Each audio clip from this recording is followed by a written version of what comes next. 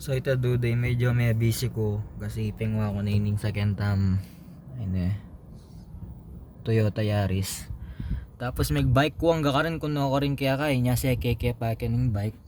Ayan, tinuklip ko laretang kay luklukan king gulot. So ayun again. Atin yung dashboard. Ayan. Tinyang yan touch screen yan and everything.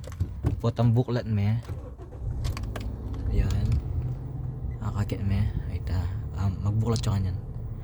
So, yan. Tinyang mga yan. Bluetooth. FM radio. Siyempre, layang panel na kalupay tangketang king BIOS. Tapos, yung santing na nini. Aircon, heater, tinya.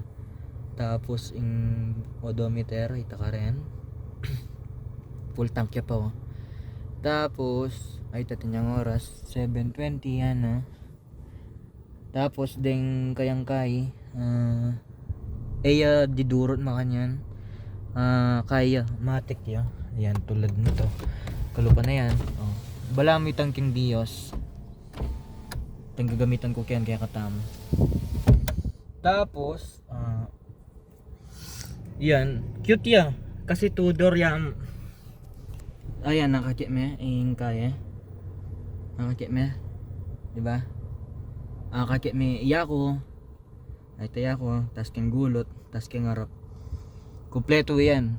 Tapos ano pa? Kaya ko kanit sa kanay ni. Basta balang BIOS siya, uning malatiya mo pin. Tapos pota lumwal ka, padantane. Pota balada maniglok. Tsaka ikay kaya pa naman yung bike. King kilwal, detang kayang mirror, ay ta. Kaya rin, dipindot siya rin. Manual dipindot siya rin. Tapos baligtad siya, kaya niying kayang signal light, kayang kanan niya. Kaya katam kasi kaliwa yung signal lights. Yan, total lumwal ka. Kulay pa lang kay duday, yan makanini ya. Yan, nakamags ya.